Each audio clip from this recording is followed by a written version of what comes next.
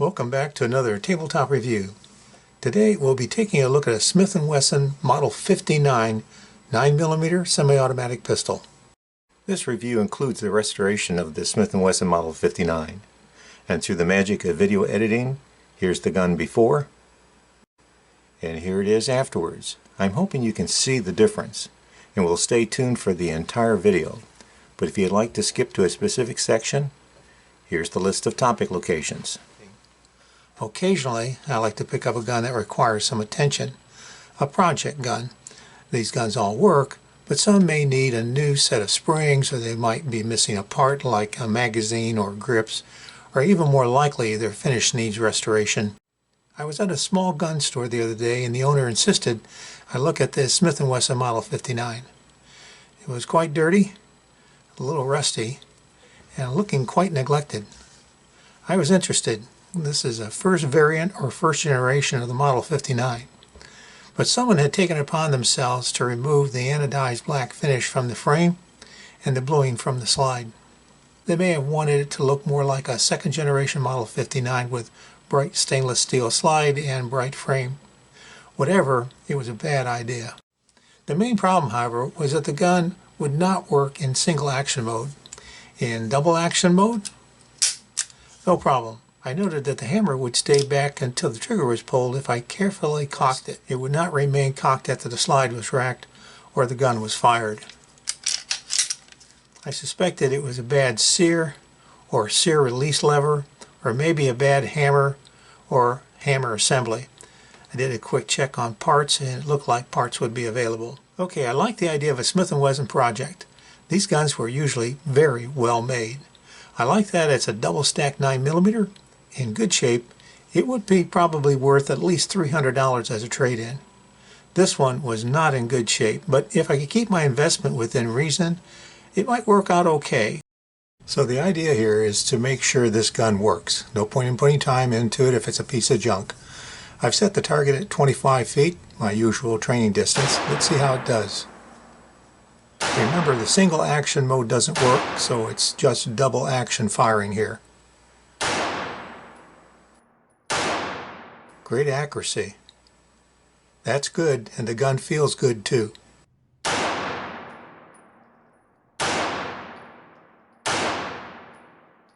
Okay, let's see if I can get the hammer to stay back for a single action shot. I've got to be really careful here. If the hammer falls on its own, the gun may fire. Let's try that again. The double stack mag gives a nice full-size grip. Firing is actually fairly pleasant. Nice. Nice accuracy too.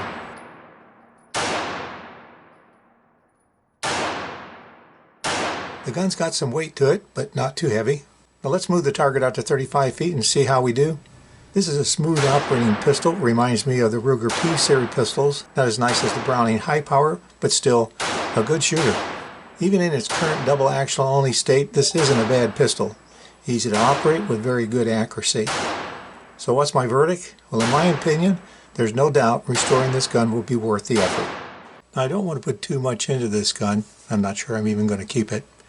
I ordered a disassembly manual for the Smith & Wesson 59 from the Gun Digest for about $7. You never know what you might run into. From here, I need to disassemble the gun to see if I can determine what keeps the single action from working. I'm guessing I'll at least need to disassemble the basic hammer parts. I disassembled the gun to the frame. I removed the back strap.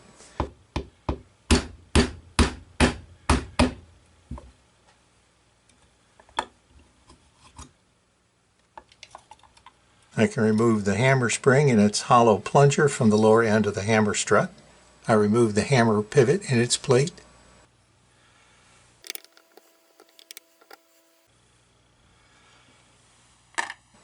I removed the ejector and its spring from the top of the frame.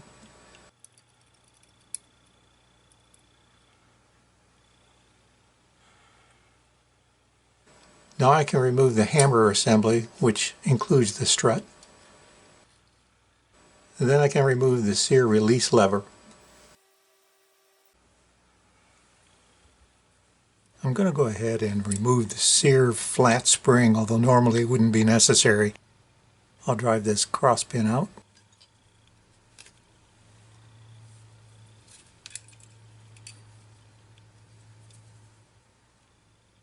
With the punching out of this cross pin, I'll remove the Sear next. Note the little raised tip of this pin here, which is where the hammer pivot plate engages when installed. As far as I can see, it can go on either side as long as you align it with the plate.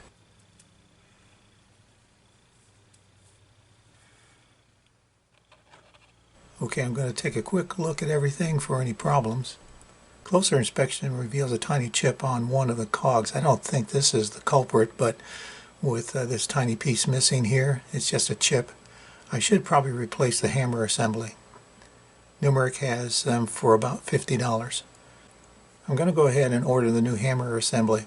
Once I've replaced the hammer assembly, I'll see if that corrects the problem. I don't expect it will. Once I've replaced the hammer assembly, we'll see if that corrects the problem. If not, I'll need to keep looking. Meanwhile, I might as well see what I can do with this frame. It's pretty rough now, but it should clean up.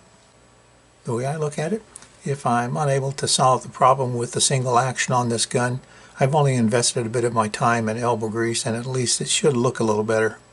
This frame is so pitted, I'm not sure I can remove all these defects, and I'm not sure I need to. I'm not looking to create a showpiece here. Removing the grip nuts from the frame would probably make the job easier. Here we have the frame after progressive sanding using water and wet dry sandpaper, starting with coarse 80 grit down to a very fine 3000 grit. I'm finishing polishing with Mother's aluminum polish. You can see it works pretty well.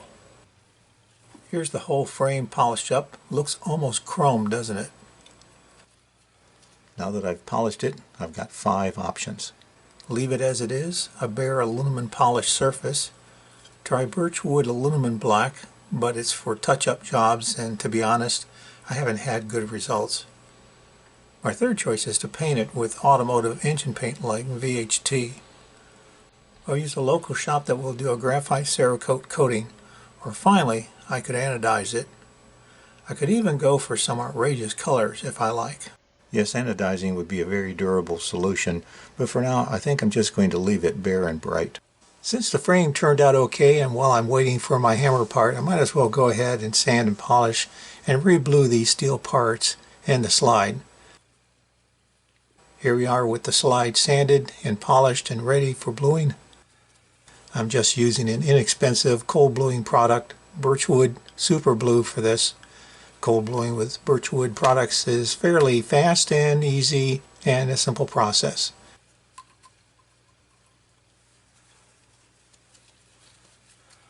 Watch this.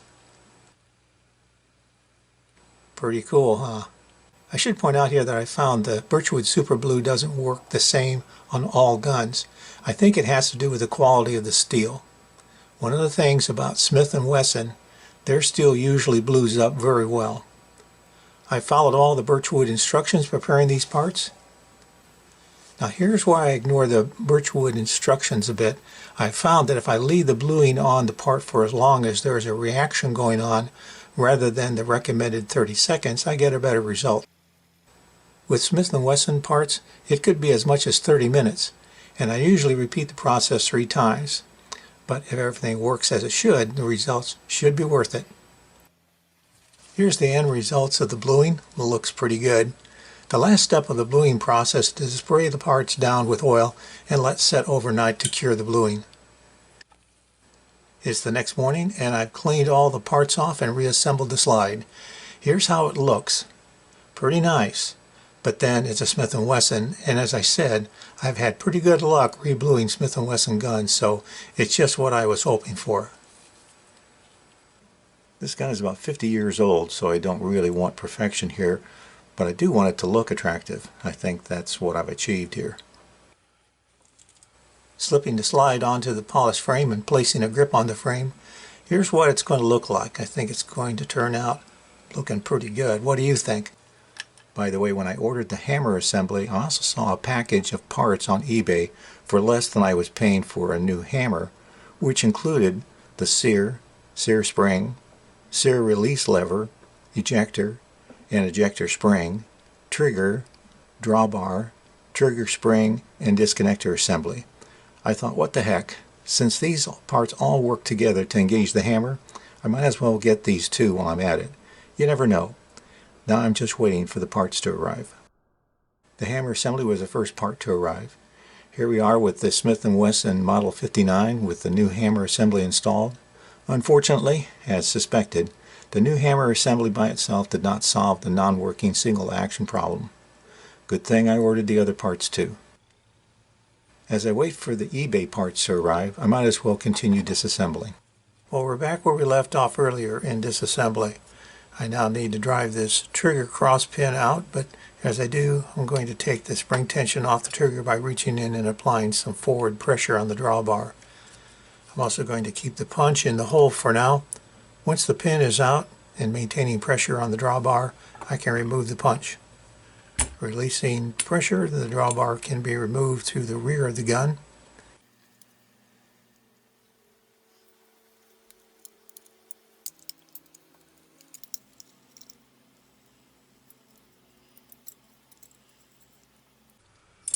The disconnector should fall out through the mag well.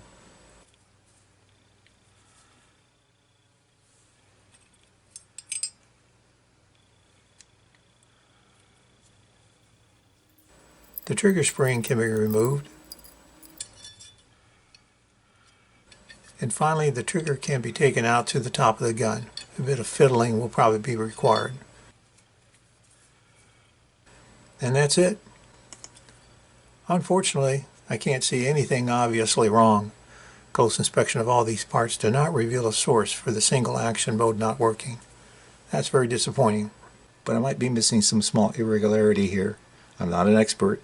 I can only hope one of the additional eBay parts will solve the problem. The package of parts includes a new Sear and a new Sear release lever, and I'm betting one of those parts may solve the problem. But since I've got all these new parts, I might as well install all of them and see what happens. However, one thing I discovered in all of this is that this particular gun is one of the very early Model 59s. I know that from its parts. It has the old side plate assembly and there's no firing pin release lever or spring. Well, as you can see, it appears the problem is solved. I'm not going to go into all that I had to do to solve the single action mode problem, but in brief, I had to replace all the old trigger and hammer parts with the new ones. Unfortunately, the result was that it made the problem worse. The gun wouldn't work at all in what I call single action mode as it had before. It was now solely double action only. So I decided to replace the new parts with the old ones one by one. In the end, I kept all the new parts except for the Sear release lever. It's hard to tell, but I suspect that the new Sear and hammer assembly may have been the real solution. But for some reason, not if I used the new Sear release lever. Whatever, the gun functions as it should now. Since I bought the Smith & Wesson Model 59 as a project gun, I don't have much in it. And it works as it should now with about $80 invested in new parts. Not bad. And compared to what it looked like when I got it, I think it turned out to be a pretty good restoration. As with many guns, there are often distinctive characteristics that identify it at a glance. In my opinion, one of these features of the Smith & Wesson Model 59 is its grips. The original black plastic grips, while mimicking 1911 grips, are still somewhat unique for the Model 59. A past owner had installed aftermarket Uncle Mike rubberized grips on this gun. And while they felt better than the original plastic grips, they were worn and dull looking even after extensive attempts at cleaning. I was able to find an original grip set for about $20. It was 1971 when Smith & Wesson introduced its double-stacked, double-action Model 59 9mm pistol. That was a few years before guns like the Beretta 92, SIG P220, or CZ75 will be seen in the U.S. The single-action 1911 and Browning high-power pistols were the standard for the day. Of course, Smith & Wesson had entered its predecessor to the Model 59, the double-action Smith & Wesson 39, into production much earlier in 1955, using an aluminum alloy frame and an 8-shot single-stack magazine. These were designed to fulfill military requirements specifically for the U.S. Navy.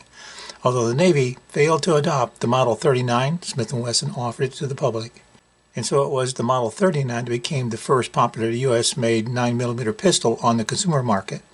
As for the Model 59, as I understand, the only other double-stack 9mm at the time was the Browning High Power, but it was single action only. So with Smith & Wesson's introduction of the double action, single action, double stack 14-round Model 59 in 1971, they could rightfully claim the title of game changer with the first double stack semi-automatic pistol that would usher in the new generation of the Wonder 9s.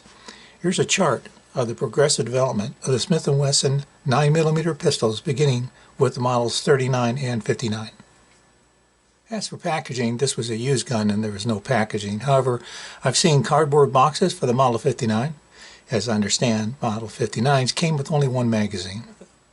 The Smith & Wesson Model 59 has been in many movies and TV programs, but I noted that the movie scenes seem to have been short, such as in the 1991 sci-fi thriller The Guyver, and in the more well-known 1992 film with Michael Douglas and Sharon Stone, Basic Instincts. Specifications of the Smith & Wesson Model 59 include it's a double single-action recoil-operated 9mm pistol with a double-stack 14-round magazine. This is one of the first-generation versions. It's got a 4-inch barrel and an overall length of 7.44 inches.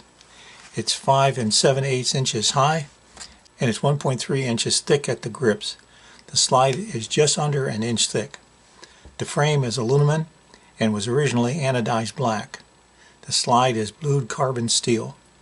The gun was also available nickel-plated. The sights include a ramp front sight and windage adjustable rear sight. There's a side-mounted safety decocker. The magazine is 14 rounds and there's a magazine disconnect safety. The gun came with only one magazine. There's a side-mounted mag release here. Grips are nylon plastic. Unloaded weight is 30.5 ounces. As for cons, the curious thing about the Model 59 is how everyone says it's such a great gun, yet I've heard from old-timers that the early 59s could be problematic. Unhappy owners cite reliability and function issues such as jamming and accuracy concerns. Of course, this particular gun is indeed one of those early 59s, probably made in 71, 72, or 73. And I certainly had my own problems with the non-working single-action issue. Gunsmith friends of mine tell me how they saw a lot of the Model 59s back in the day.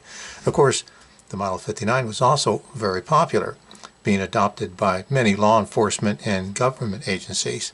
But there are also personal preference issues, and obviously as new designs are released, people will point out that the Smith & Wesson Model 59 has a capacity of only 14 rounds, or it's only a 9mm, or people don't like the magazine disconnect, or Crimson Trace grips aren't available, or there's no rail for accessories, or anodized aluminum frame chips too easily. As for pros, in my opinion, the Model 59 has important historic value. While you hear and see today regarding the Model 59 is mostly very positive, popular reports include excellent ergonomics, comfortable to shoot, incredible reliability, superb accuracy, and smooth as silk functioning. As a Smith & Wesson, the Model 59 is well built and fitted. Also, as old as this gun is, I have found parts are still available. And it's good to see the Model 59 increasing its value in the used gun market, although used Model 39s are doing even better. Basic field stripping is fairly simple. We'll begin by clearing the gun. Next we'll cock the hammer and remove the magazine. Move the slide back until the forward end of the slide latch is aligned with the latch cutout in the lower end of the slide.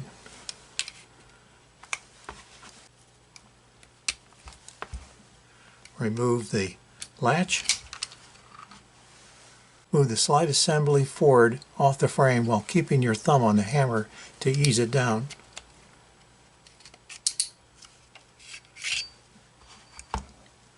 Remove the recoil spring from the slide. Turn the barrel bushing to the left and remove.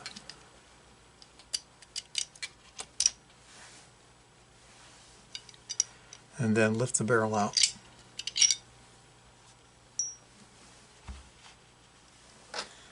That's it. Reassembly is basically the opposite. I'm going to return the barrel, return the bushing, return the rod and the spring, return the slide to the frame. However, when we're returning the slide to the frame, you'll need to depress the ejector and then the Sear release lever in order to clear the rear of the slide. Insert the slide release takedown pin when the slide is in the right aligned position.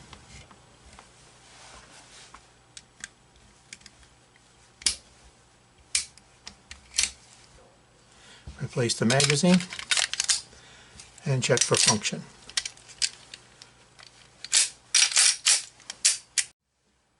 As for price, Genetron.com suggests a used value of $625 today. True Gun Value site suggests an average used value of about $525.